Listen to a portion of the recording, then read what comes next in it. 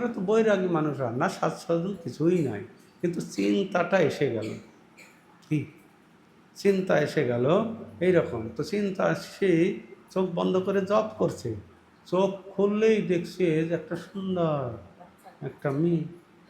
হ্যাঁ, দেখতে এত সুন্দর। এসে বলছে, বাবা বাবা দেখি যে মা দেখো এগুলো পাঠালো তোমার কাছে, কি দুধ, চাল, মিশ্রি, কাজু, কিশমিশ।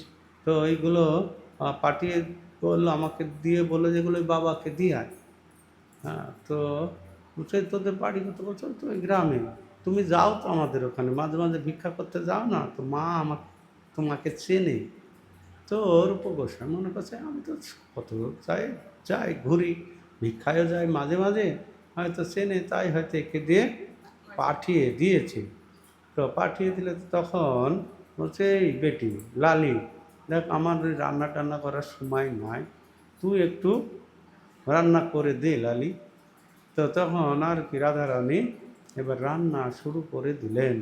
তো রান্না হচ্ছে, আর সেই রান্নার সুগন্ধ একদম চারিদিকে ছড়িয়ে যাচ্ছে, এমন গন্ধ। তো এবার রান্না হয়ে গেল, বাবা রান্না হয়ে গেছে, তাহলে আমি এখন বাড়ি যাব। তো তো বলছে যা, তা সাবধানে যাবে বলে দিল। এই রকম সময় ভোগ নিবেদন করলেন, বুঝা যাচ্ছে, পায়েস নিবেদন করলেন। আর এইরকম সময় চিন্তা করছিলেন যে এত সুন্দর ক্ষীর রান্না হচ্ছে, পায়েস, যদি আজকে দাদা আসতো একটু দাদাকেও ওই পায়েস খাওয়াতাম। তো এর মধ্যে কি না, দাদাও এসে গেল। জয় রাধে রাধে রাধে। একদম সনাতন গোস্বামী তো রূপ গোস্বামী মনে করছে আজকে সব বাসনাই পূর্ণ হচ্ছে আমার। হ্যাঁ, কি করুণা রাধারানীর। তো সনাতন গোস্বামী আসলো, কিছু কৃষ্ণ কথা। তো ভক্তদের সঙ্গে সব সময় কৃষ্ণ কথাই আমাদের হওয়া উচিত। মচ্চিত্তা মদ্গতা প্রাণা বোধয়ন্তস্য পরস্পরম কথয়ন্তস্য মাং নিত্যং তুষ্যন্তি চ রমন্তি চ। এক ভক্তের সঙ্গে আর এক ভক্তের দেখা হলে অবশ্যই আমাদের কি ভগবানের কথা হবে। তাই ভগবান বলছেন আমার ভক্ত আমার ভক্তের সঙ্গে দেখা হলে কি করে না, মচ্চিত্ত মদ্গত প্রাণ, আমাগত প্রাণ, তারা বোধয়ন্ত পরস্পরম, একে অপরের সঙ্গে দেখা হলেই কি আমার কথা আলোচনা করেন। আমার কথা আলোচনা করে তারা তুষ্যন্তি চ রমন্তি চ, তারা তুষ্টি লাভ করে, আনন্দে রমণ করেন। তো দুই ভাই অনেক সময় কৃষ্ণ কথা বললেন, বলার পরে বলছে দাদা একটু ক্ষীর প্রসাদ একটু গ্রহণ করো। তখন সেই ক্ষীর দাদাকে দিয়েছে একটা পাত্রে। তো একটু মুখে দিতেই সনাতন গোস্বামী একদম প্রেমে সারা শরীর আপ্লুত হয়ে যাচ্ছে, সে স্থির থাকতে পারছে না প্রেমে। মানে এমন অবস্থায় গেছে, না নৃত্য করছে, হ্যাঁ হরে কৃষ্ণ কৃষ্ণ, মানে পাগল হয়ে গিয়েছে। তারপরে সনাতন একটু স্থির হয়ে বলছে, এই রূপ তুমি এইসব কোথায় পেলে, এই এই যে ক্ষীর কোথায় পেলে? দাদা আর বলো না, আজকে সকালে আমি হরিনাম করছিলাম, হরিনাম করতে করতে চিন্তা করছিলাম অনেক দিন মাধবকে ঠিক একটু পায়েস, ভালো জিনিস কিছুই দিতে পারি না, আমরা তো শুকা টুকা রুটি খাই। তো মনে মনে ভাবছিলাম যদি একটু দুধ চাল এগুলো পেতাম, তাহলে একটু রান্না করে কি মাধবকে দিতাম। তো এইরকম চিন্তা করতে করতে আমি চোখ খুলে দেখছি সামনে একটা বাচ্চা মেয়ে এসে বলছে এগুলো নাও, মা পাঠিয়ে দিয়েছে এগুলো রান্না। তা আমি বললাম ওগুলো কি আমার সময় নাই, তুমি রান্না করো। তো সেই মেয়েটি রান্না করে দিয়ে গেল।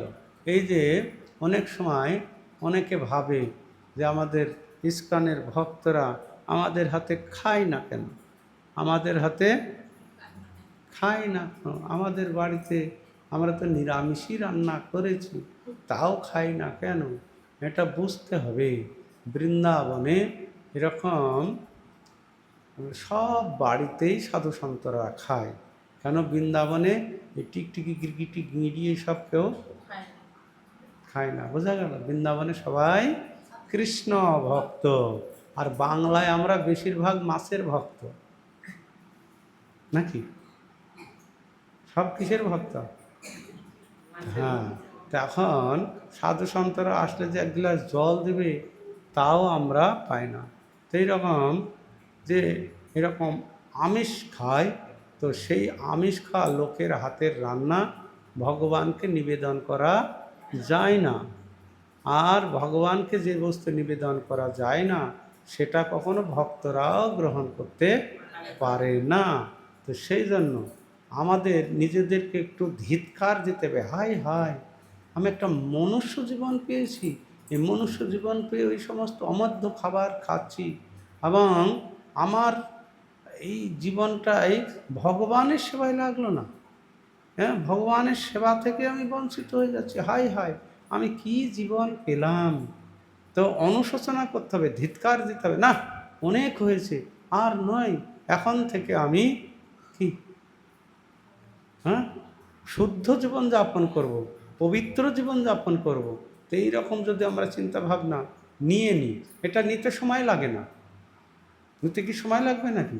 আপনারা ইচ্ছা করলে এখনই নিতে পারেন, এখনই নিতে পারেন। কেন নিতে পারি?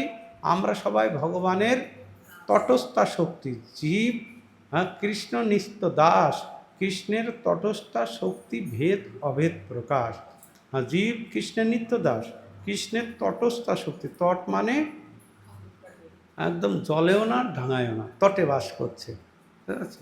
ইচ্ছা করলে এখনই ভক্ত হয়ে যেতে পারে, তাকে কেউ রোধ করতে পারবে না। হ্যাঁ, ওই প্রধানমন্ত্রী এসেও ঠেকাতে পারবে না, বাড়ির লোকের যত বাধা বিপত্তিই থাকুক কেউ রোধ করতে পারবে না। প্রহ্লাদ, কি প্রহ্লাদের মতো অত্যাচার হলে আমরা ভক্ত হব? হ্যাঁ, প্রহ্লাদ মহারাজের মতো তো হব না। না, আমরা যদি ভক্ত হব, ইচ্ছা করলে এখনই সংকল্প গ্রহণ করতে পারি। এই যে এখন ব্রতের মাস, পুরুষোত্তম মাস, ব্রতের মাস, এখনই সংকল্প গ্রহণ করতে পারি। না, আমার জীবনের অনেক সময় আমি নষ্ট করে দিয়েছি, সামনে যে কতটুকু আছে আমি তাও জানি না। কয়দিন বাঁচবো? আজকের রাতটাই শেষ রাত নাকি তাও জানি না। হ্যাঁ, আজকের রাতটাও তো শেষ রাত হতে পারে, পারে কি না?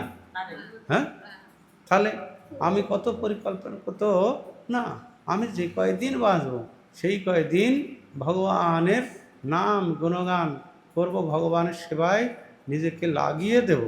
এই চিন্তাটা যদি আমরা করব, এখনই সংকল্প করলে এখনই সাকসেসফুল পুরুষোত্তম মাস। আর যদি আমরা না এ তো পরে পরে করতে করতে আমার জীবনের অনেকের 3 কাল গিয়ে 1 কালে ঠেকে গিয়েছে, 3 কালই চলে গিয়েছে নাকি? তো সেই জীবনটা সুন্দর হয় না। তো সেজন্য আমাদের যখন থেকে আমরা বুঝতে পারি না এই মনুষ্য জীবনের উদ্দেশ্যই হচ্ছে হরিভজন করা, তখন থেকেই হরিভজন করতে হবে। তো সেই সনাতন গোস্বামী তখন রূপ গোস্বামীকে বলছে, এই ভাই, তুই বৃন্দাবনে এসেছিস, দেখ, হ্যাঁ, রাধা গোবিন্দের সেবা করার জন্য। আমরা এসেছি রাধা গোবিন্দ সেবা করার জন্য, কিন্তু ভগবান শ্রীকৃষ্ণ রাধারানী তারা কি করেন? ভক্তদের সেবা করার জন্য উদ্গ্রীব থাকে, যে আমি কখন একটু ভক্তদের সেবা করব। বোঝা গেল? আমি কখন একটু সেবা করব। রাধারানী কৃষ্ণ এরকম ভক্তদের সেবা করে খুব আনন্দ পায়। তো মাঝে মাঝে ভক্তদের সেবা করেন কৃষ্ণ রাধারানী। তো এইরকম মনোবাঞ্ছা করিস না রে ভাই। দেখ, আজকে রাধারানী স্বয়ং এসে তোর সেবা করলো, তো এটা কি ভালো? তো এটা ভালো নয়। এরকম চিন্তা ভাবনা কখনোই নেবে না। তো এইভাবে বললেন, বলছে হ্যাঁ, আমি এইরকম চিন্তা কেন করলাম, হ্যাঁ, যে আমাদের কিছুই নাই, অথচ এত কিছু রান্না করে গোবিন্দকে খাওয়াতে চাই না, আমি আর করব না। কিন্তু তারা বৈরাগী মানুষ, করবে। কিন্তু আপনারা গৃহস্থ মানুষ, আপনাদের সবসময় চিন্তা করতে হবে কি না কালকে কি রান্না করব, এটা অবশ্যই চিন্তা করতে হবে। কেন? গৃহস্থ মানুষ, একটা সন্ন্যাসী ব্রহ্মচারী, ওদের তো রান্না বান্না করার জায়গাও নাই, বাসনপত্রও নাই, কিচেনও নাই, আছে নাকি? তারা কি বৈরাগী ভাই সদা করিবে হরি নাম সংকীর্তন, যত্র তত্র মাগি খাই করিবে উদর ভরণ। বৈরাগী যারা কি সংসার করেনি, তাদের কাজ হচ্ছে যত্র তত্র যেখানে যা জুটবে সেইটা খেয়ে উদার ভরণ করতে হবে।